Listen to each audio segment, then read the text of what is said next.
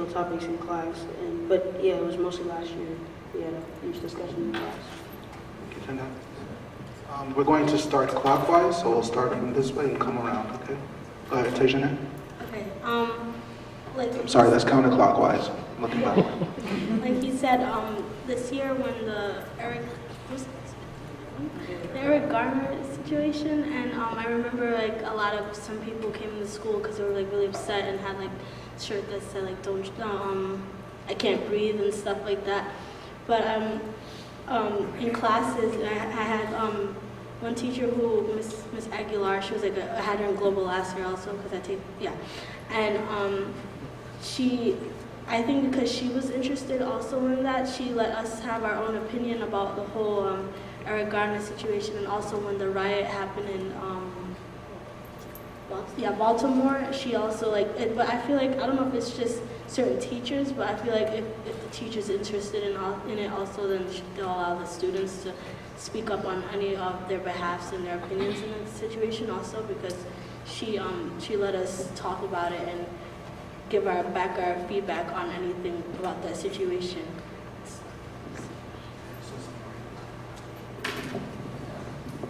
I find that not a lot of my classes talk about current events or things that are going on in the news. I think that from what I hear, the only class that you really can talk about that openly is SUNY race, and I'm not taking that class.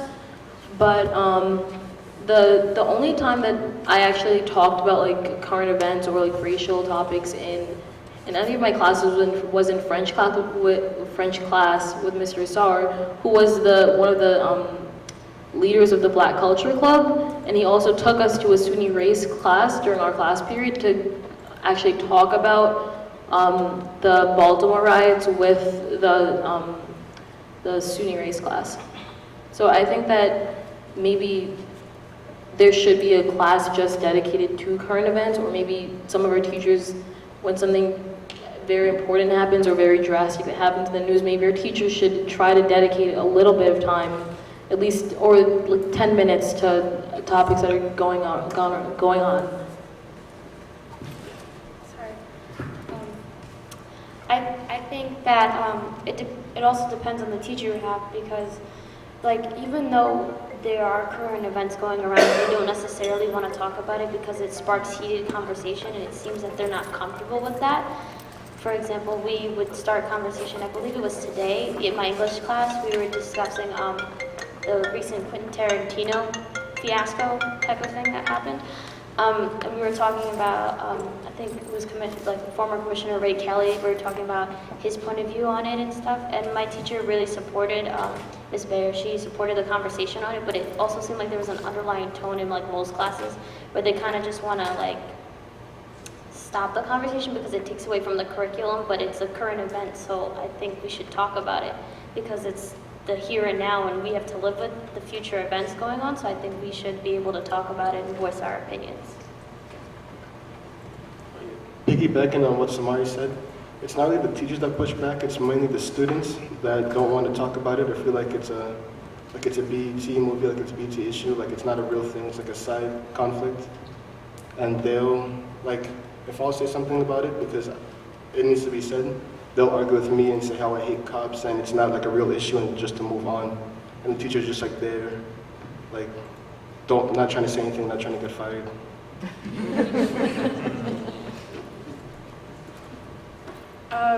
Last year I took semester global with Mr. Ninos, and every day we would have like current event sessions and we would talk about current events, and sometimes we'd talk about it for whole periods. And one of the topics we talked about the most was like the Mike Brown incident and especially ISIS. And sometimes there were some racial slurs, not slurs, but some things that could offend people racially. They were said, but our teacher like always knew to like when that was coming up to like calm it down. But like I really liked having the current event talks, and now I take AP World, and like our teacher says we don't have any time, so we don't do that anymore.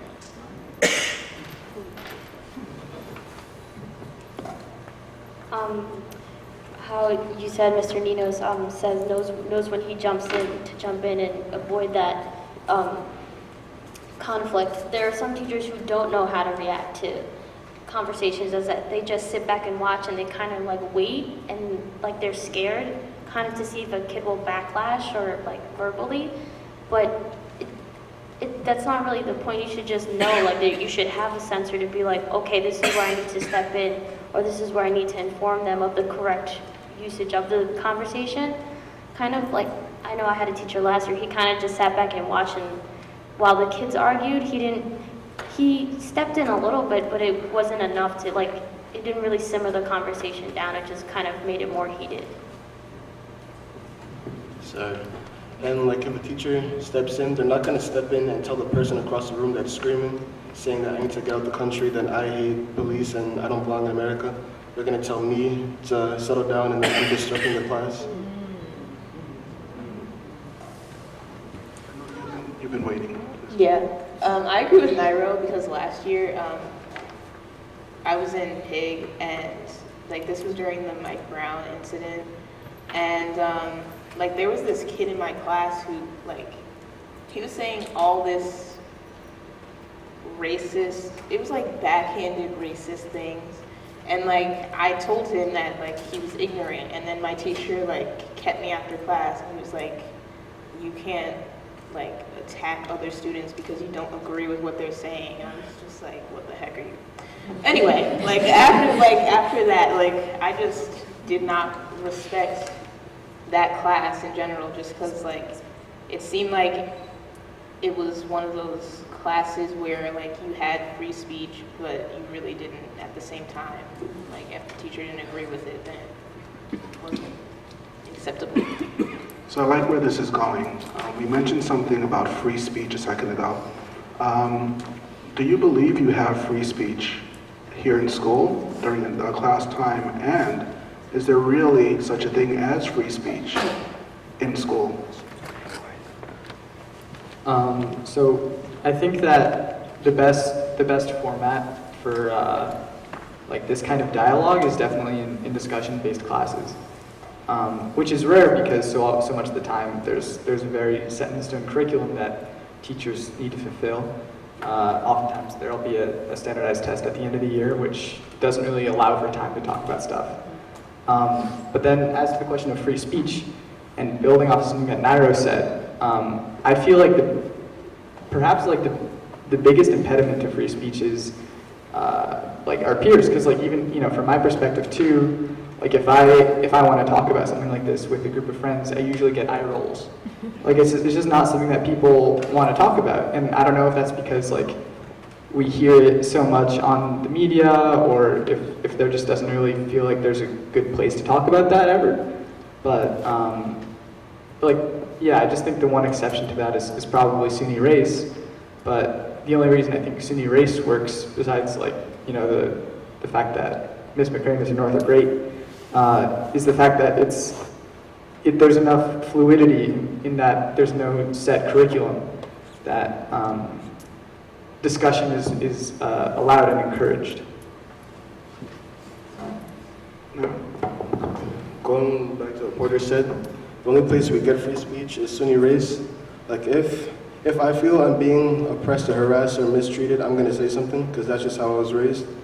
But if the only place I can do that is SUNY race, like I can't do that in any other environment in the school, or else I'm either gonna get in trouble or I'm gonna be pulled to the side, and then we could talk about it, like me and the teacher can talk about it quietly.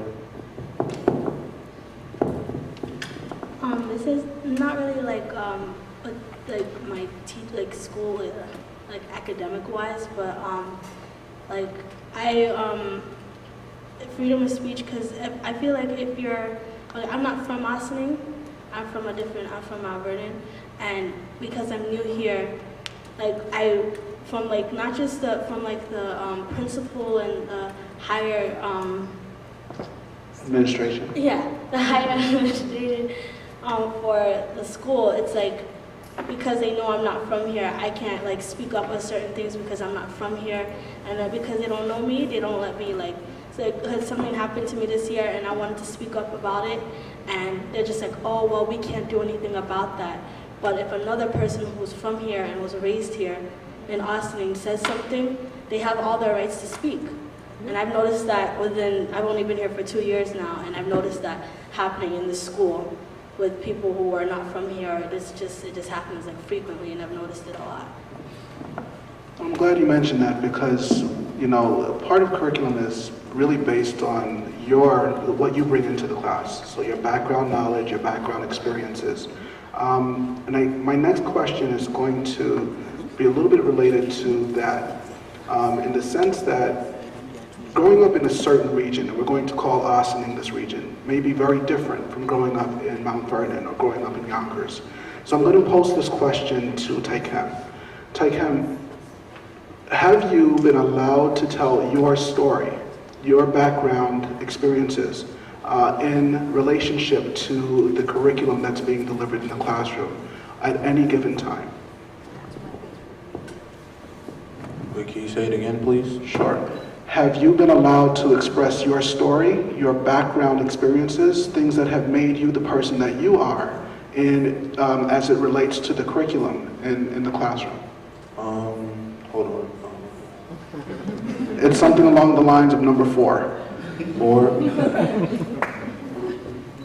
it's not that we can't talk about our lives and what we have gone through, but we can talk more about what we are learning in sports.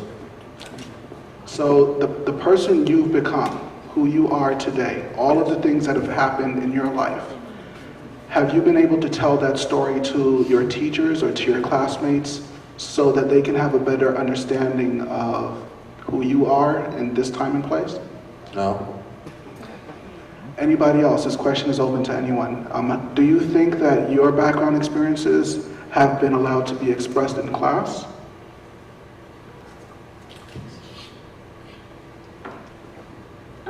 So to answer the question, not really.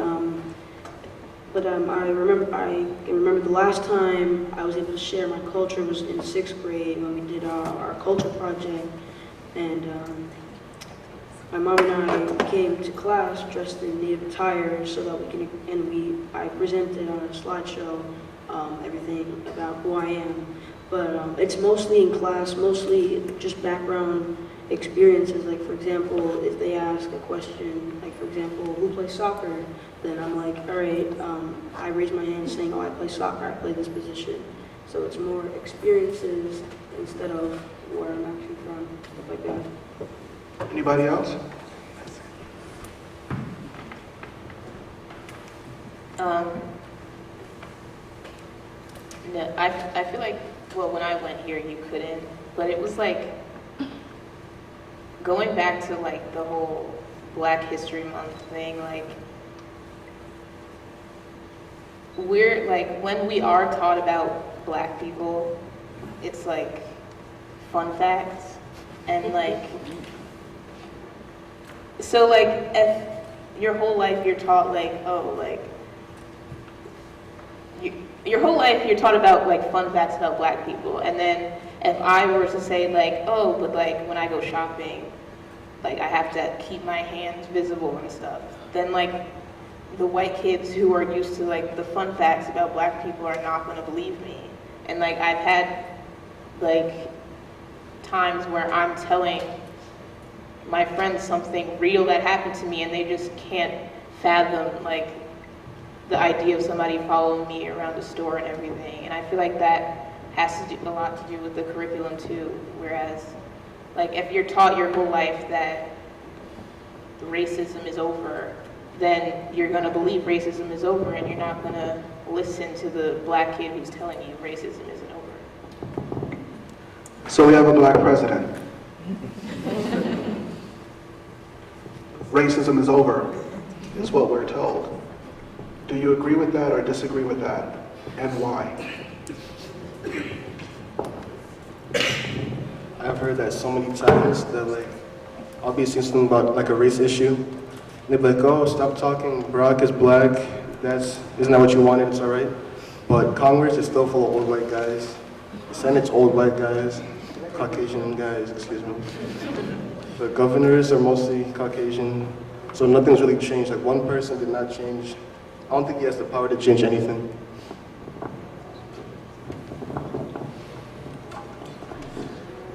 I feel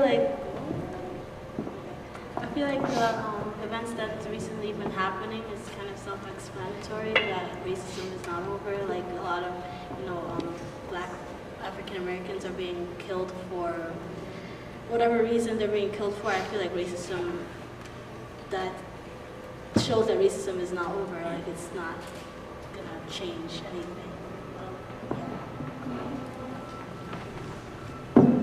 To tie both your question, the answer to your question, and what everybody else is saying, I think when the subject of racism comes on, you have your background knowledge of racism, and everybody believes it is over, but it is not. For example, like I don't know how to word it. Like people sometimes they use derogatory terms as fun, casual terms, and I sit there and they think it's okay to use when you know inside that it's not. You're not really comfortable. You kind of just laugh a little bit, like, are you seriously using these terms? And your background knowledge is telling you that this isn't okay. It's not going to be an okay term to use ever. So when you use your background knowledge, people they're like, no, it's okay, because current events are it's okay, we have a Black president, it's fine, you can use the word, he's cool with it. I'm like, no, he's probably not. So it's just kind of like, you have to pick and choose where you can use it, because so many people don't, as kind of like what Melanie said, don't believe you. I just wanted to share an example that I had.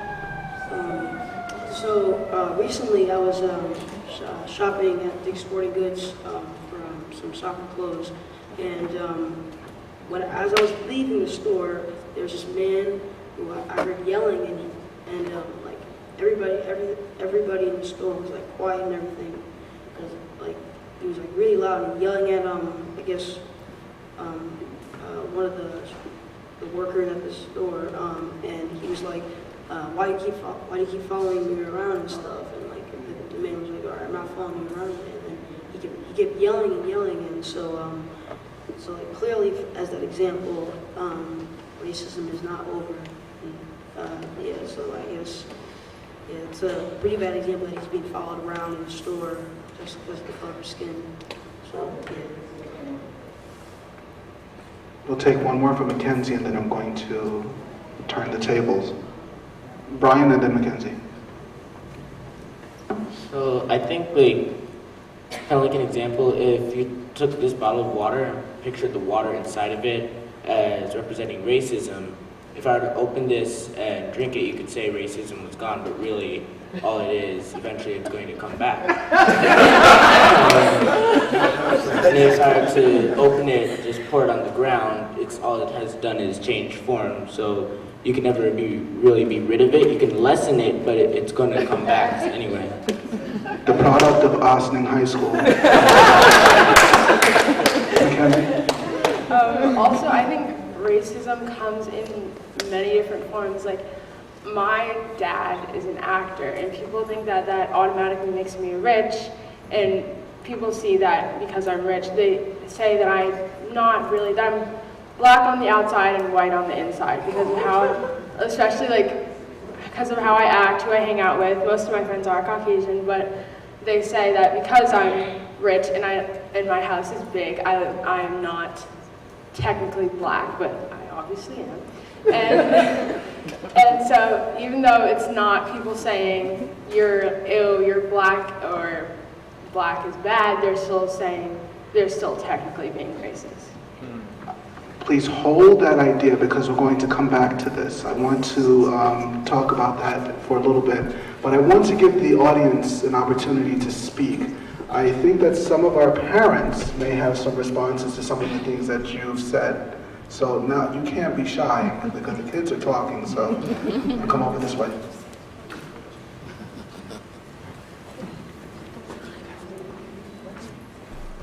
So I'm a newfound parent of my 15-year-old here, and I haven't even been out of school 10 years. Graduated in 07. But what's funny is And as I sit there and I'm like, I'm not gonna speak, I'm not gonna speak. But in 2007, less than 10 years ago, the only class that you speak of where you can be open-minded, and I took that class, and it was my favorite class, the Black Experience and SUNY Race. Both with Mr. McCrae and Miss McCrae and Mr. North. Because you can be completely honest in that class. And you had asked Ty, has he been able to use his life experiences in class? And, you know, anybody that knows him knows he's been through a lot. And if you didn't know him, the man you see sitting in that chair, and I call him a man for a reason, because the man he's developed and sitting in that chair right now is not the same kid because of the OSSINING School District and because of the love of and support of a lot of Black parents and families here. But my question to you is, I don't know if my child or any other child that I tutored or worked with in my years of working in OSSINING, if you struggled in any of your classes, and if you have, do you think that holding discussions like this makes, you know, understanding the curriculum and understanding your coursework and make the course more interactive instead of going to class every day and opening a textbook, relaying history of something that, one, is not relevant in this world because as you speak about current events, nothing in those textbooks other than, you know, slavery is really being brought to your attention. Do you feel like if current events, you know, intertwined with, yes, you need to know your roots, you need to know where you come from, you need to know, you know, what got you to this point, but you also, like many of you bright, intelligent young lady, you know, y'all are bright. I was sitting here just like, wow. Like, wow. I'm just like, I would love to hold a conversation with you guys because intellectually you are on point. And because for most African American kids in OSSINING is that you guys don't even exist. So understand that whether you completely understand what is even being spoke about in this moment, or if you do, this right here, you should be proud of yourself for even having a conversation and interacting in this conversation, and I feel blessed to even be in this room and listening to you guys speak. But that's totally random. You know, but do you feel like having open discussions and incorporating real life experiences and real issues as if, you know, my president is Black, but, you know, cops are still getting away with murder. Like, you know, as if it didn't happen, even when it's on videotape, you know? And yeah, if anybody knows me, I'm not one to bite my tongue, and I respect you because you're just like me, okay? I used to get reprimanded for speaking my mind, but the simple fact that you're not allowed to do that is frustrating. You know, it is. And as a newfound young parent, I understand that. So know that you're not alone, and even for older parents, more seasoned, I should say, parents, you know, understand that they've been down this road before, so this is the first time I even heard about this organization, so I would really use this as a resource to get your voices heard. Because obviously you know what you want, you know what you need, and it probably will make your lives, you know, better, where you can actually incorporate things that, yeah, you need to learn about the past, but also to bring into your present. Because you can memorize the textbook. Like you said, you can memorize the key facts in a course unit and pass that regents or pass that exam. But if you can't relate it to life, who are you then? So do you feel like these real life discussions and interactive conversations would be, you know, a resource to helping you pass your classes? That was a lot of questions. So the question is posed, do you think that these types of interactions and conversations are valuable and would add to your experience here in OSSINING and will add to the development of the curriculum so that it is more reflective of the things that we need to reflect us culturally? Absolutely. I think, you know, one of the things that we had just talked about was that it seems like the vast majority of kids, like who don't have firsthand experience don't believe in racism. And I think part of the reason for that is that there is no environment for this sort of like real life experience discussion. You know, I think racism is always taught to us and it's always described and it's always portrayed as like this intangible, really like this dead thing. And that's part of the problem. That's why it doesn't feel real for so many people who don't experience it firsthand. And I think that when there is an environment to hear firsthand accounts of you know, what's happening to your peers, which is the case in SUNY race, you know, it becomes so much more clear, and then you can start talking about the implications of the power structure. But I think that it's crucial, you know, in understanding it, to have that sort of discussion where people are talking about firsthand accounts, especially when it's your peers. I think that having discussions on current topics not only helps us with our schoolwork, but it helps us become well-rounded people as well, because that's something that we need to take out of high school as well, and that talking about things that can help us with our future is also very important to learn during high school.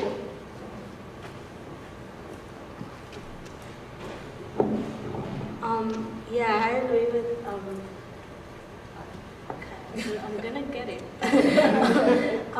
But like in health, this year, recently, like a couple weeks ago, we did an identity project with, I had Miss Dorothy.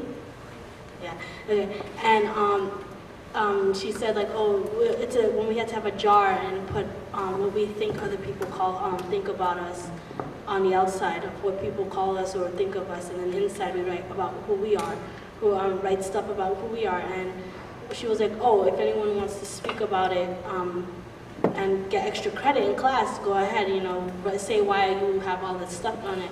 And when I'm actually really shy when it comes to speaking in front of people, especially in my class, I don't know why. And I spoke about it, and everyone looked at me after I actually got some stuff off my chest of me, my past, you know, being bullied or whatever. And people looked at me differently. And when I get that off of my chest, it's like you feel more relieved.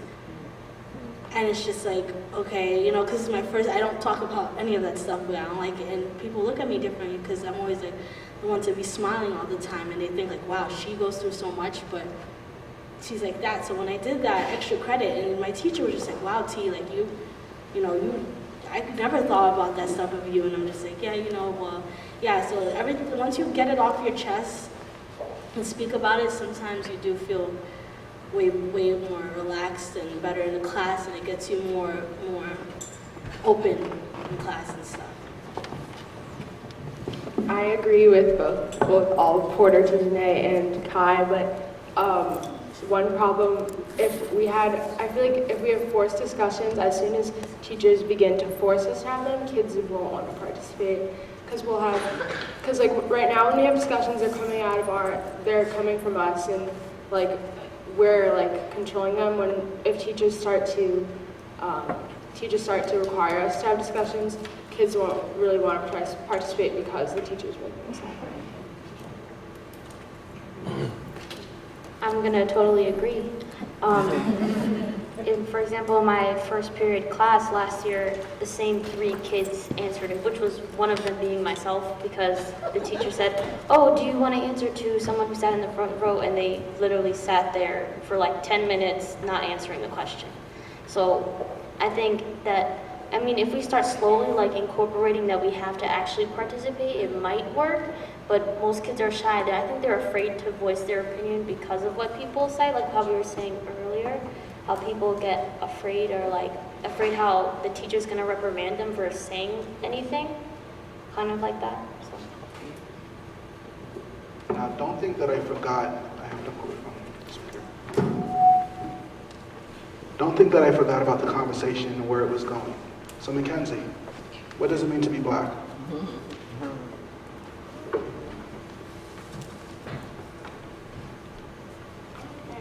It's hard. I don't know if I can like put a definition on it. Like, I don't know. Okay, Yeah. so we're gonna ask, do you want some help first? Yes. Okay, I figured that. So can anybody answer that question? The conversation was going in the direction